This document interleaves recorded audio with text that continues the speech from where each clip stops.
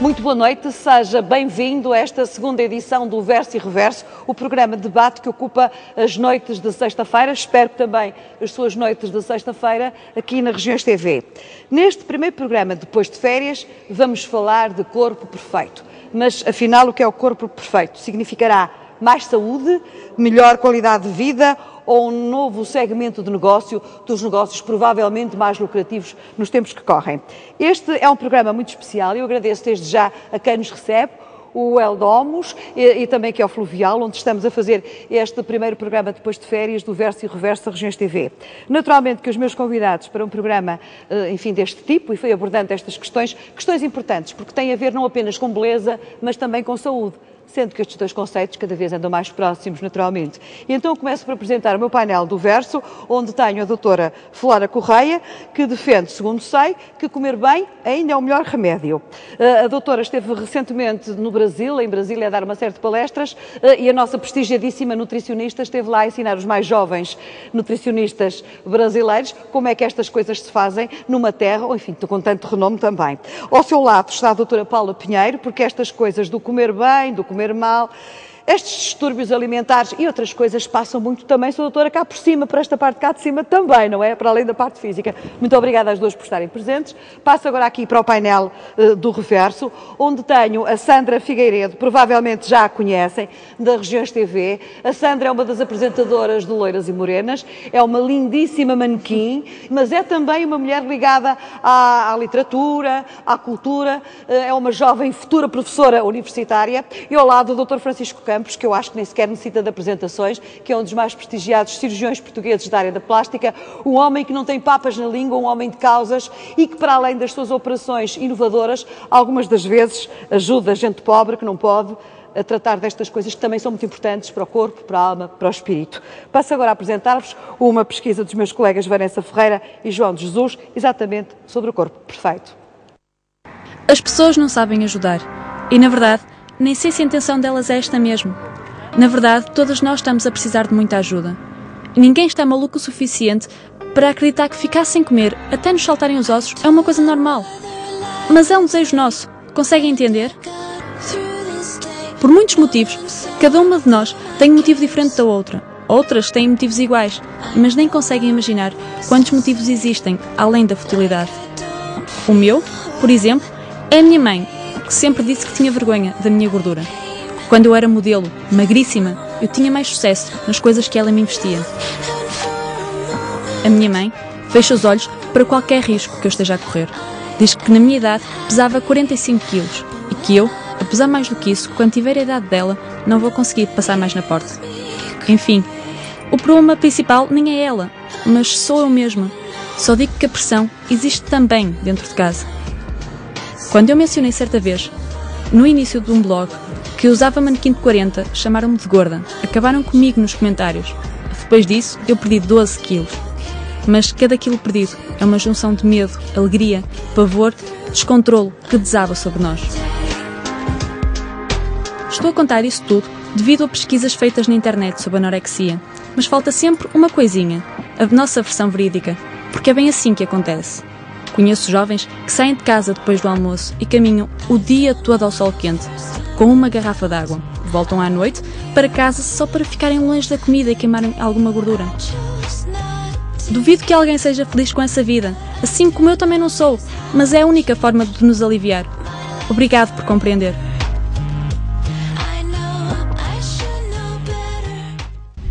Corpo perfeito, gorda, magra. O mundo cada vez mais circula à volta destas palavras. Modelos anoréticas e bulímicas rodeiam a comunicação social. Países que sentem necessidade de alterar os números mínimos de roupas, que impõem regras a agências de modelos. Até que ponto isto é uma solução? Afinal, o que é o corpo perfeito? Uma jovem que não come, que vomita para não engordar ou que morre por isso mesmo? Este é um assunto de todos os dias nos média. Hoje, no Verso e Reverso, falamos de tudo isto. Mas qual o nosso limite para termos o corpo perfeito? Quando é que passa de um desejo a uma obsessão? Num tempo em que a indústria da beleza se transformou numa indústria da saúde. Para um corpo perfeito, há dois lados da moeda. De um lado, a elegância, do outro, a saúde. Qual delas está em primeiro lugar na nossa sociedade? Deixem-me dizer-vos que este foi um trabalho dos meus jovens produtores, da Vanessa e do João, que hoje concluem um estágio de produção aqui na Regiões TV. Já agora gostava de vos dizer também que a Regiões TV é o local onde se ensina e onde se aprende a fazer televisão, e agradeço muito a estes dois jovens que trabalharam aqui arduamente e completam hoje um estágio de produção também. Estas coisas também têm a ver com o corpo, com a mente e com a forma de todos estarmos na vida. Agradeço naturalmente, para além dos nossos painéis, à nossa plateia, onde vamos ter aqui caras muito bonitas, de rapazes e de raparigas, e de gente muito conhecedora destas coisas da beleza, da moda, da saúde e do corpo perfeito. E a minha primeira pergunta, naturalmente, Dr. Francisco, vai para si. O que é um corpo perfeito? Não. Eu vou tentar ser sucinto, mas vou-me alongar um pouquinho sobre isto. Eu acho que o corpo perfeito é qualquer coisa que pertence aos olhos da pessoa que o vê. E as pessoas que os veem, que veem os corpos perfeitos, estão em diversos países, continentes, em situações geográficas variedíssimas, com tradições culturais e culturas variedíssimas, e estas diferenças culturais impõem, por vezes, que a noção do corpo perfeito não seja exatamente aquela que nós pensamos. Dou-lhe um exemplo. As crianças reais do Egito, quando nasciam, metiam-lhes umas tábuas na cabeça, que é para eles crescerem com uma cabeça altiva, faraónica. Sabe também que a escarificação do corpo, a formação de cicatrizes más no corpo, nos negros, é frequentíssima, e que há o índio do Brasil que põe um prato aqui porque é giro. Bom, é evidente que aqui há uma componente erótico-sexual ao fazer-se isto, não é? O que eu penso é que o corpo perfeito se desenvolve na antiguidade greco-ibérica, e que é baseado no desenvolvimento de modelos de simetria, modelos de proporcionalidade entre as diversas partes do corpo humano. Esta simetria, esta proporcionalidade dos segmentos corporais é pouco mais tarde associada ao ideal de atlético e, portanto, cria-se a máxima mens sano in corpore sano. Exemplos desta época são, por exemplo, o Antino, o amante do imperador Adriano, e a Vênus de Milo. Bom, isto é uma fase que eu considero muito importante mesmo e quase atual. Depois, no renascentismo, isto é repegado pelo Miguel Ângelo, que desenha aquele corpo maravilhoso de David, e também bastante importante são os fabulosos desenhos de Leonardo da Vinci, que dão preponderância à parte muscular. Mas todas essas coisas na história se alteram, e todos nós sabemos que na época balzaquiana, chamemos assim, até o ideal do corpo humano seria um corpo roliço, gordinho, com gordura a mais até, que hoje está praticamente a excomungada. Doutor, até se dizia que gordura era formosura, que há uns tempos atrás, já não tem graça nenhuma, mas dizia-se. E pode ser, não sou contra isso. Mas depois reparem, desta mulher roliça, gordinha, tida como, e o homem também, tidos como um corpo perfeito, subitamente aparece a Twiggy nos anos 60. A Twiggy é uma magra escancelada, sem qualquer tipo de forma, se bem que simétrica, e até responsável por doenças graves como a anorexia nervosa, etc. Depois, novas modificações aparecem e hoje não há dúvida nenhuma, basta ver a quantidade de ginásios que existem, que as pessoas procuram ter um corpo perfeito. Eu não sei exatamente definir um corpo perfeito, mas sei reconhecê-lo. Aliás, assim como não sei definir a beleza, reconheço-a com facilidade. Agora, mais do que isto sobre o corpo perfeito, o que é que eu pessoalmente acho de corpo? O que é que eu acho um corpo perfeito? Eu acho um corpo perfeito não aqueles corpos de ginásio com músculos assim, aqueles corpos com músculos longilíneos, longos, que aliás são bastante mais eficazes para todos os efeitos do que as grandes massas musculares, e eu não tenho nada contra as grandes massas musculares. Talvez possa ter alguma coisa como a forma de como ela é obtida. Mas nem sempre fará bem à saúde. Dessas coisas, nem sempre fará bem à saúde. Mas de resto não tenho dúvida nenhuma que hoje as pessoas gostariam de ter um corpo perfeito. E então nós temos aqui, em minha opinião, um homem absolutamente perfeito, que é o Brad Pitt. E o Brad Pitt associa ao seu corpo perfeito uma inteligência notável. Eu gostaria que isto acontecesse a toda a gente, ou seja, que a um Sr. corpo doutor, também bonito, a natureza não podia ser assim tão generosa, não podia dar a todos serem extraordinariamente bonitos e extraordinariamente inteligentes. E depois nós, os normaizinhos, como é que é? Sem dizer mal dos homens e, obviamente, das mulheres, acho que a natureza nesse aspecto se guardou muito para muito poucas pessoas. No entanto, eu tomo o Brad Pitt como uma referência de um corpo perfeito, aliado a uma mente saudável, inteligente, é um homem que tem filhos adotados, um homem que tem uma família. Eu, por exemplo, não tenho família, mas respeito as famílias e acho que este é o meu atual modelo de corpo perfeito. Um bom modelo. Eu já vou voltar a falar consigo, Dr. Francisco, passava agora aqui para a doutora Flora Correia. Há aqui uma coisa que o Dr. Francisco diz que me parece que é claríssima.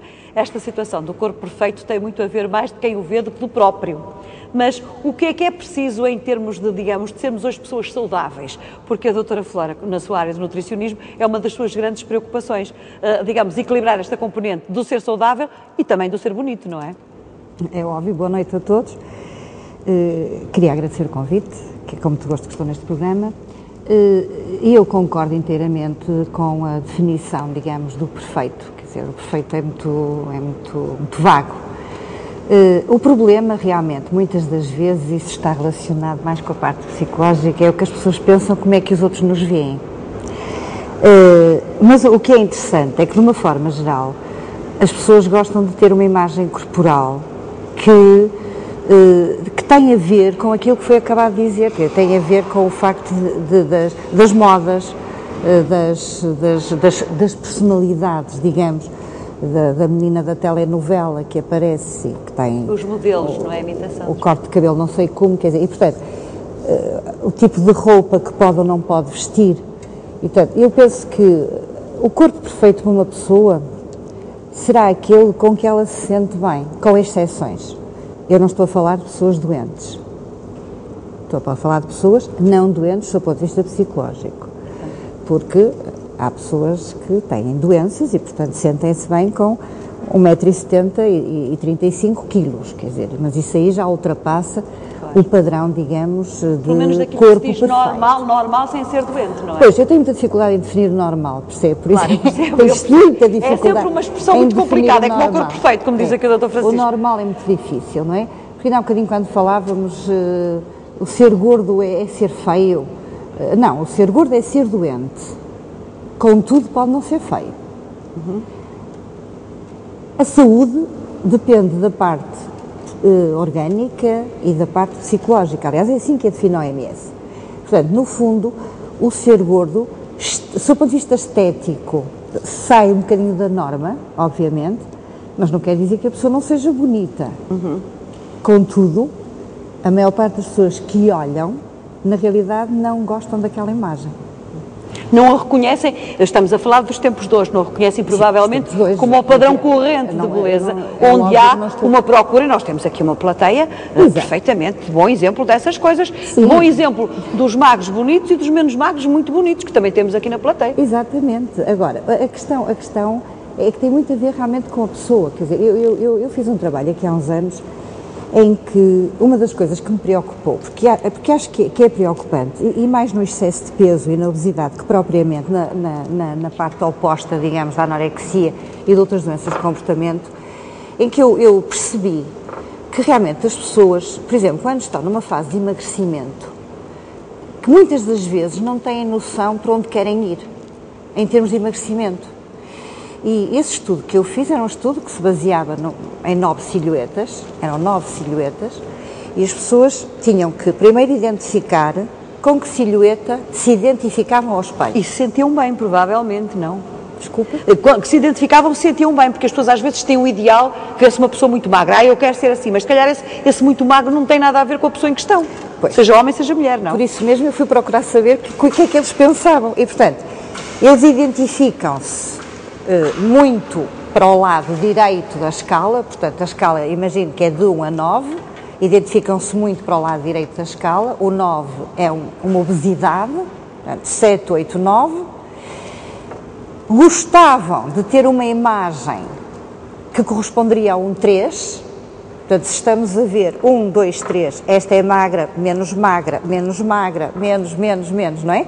Gostavam de ser um 3, mas se eu perguntasse que peso é que aquelas pessoas gostavam de ter, peso em quilos, era muito interessante que o peso não correspondia à imagem que elas estavam à espera de obter no fim. As pessoas não têm noção dessa relação nenhuma. E lamento dizer, mas os homens são piores que as mulheres.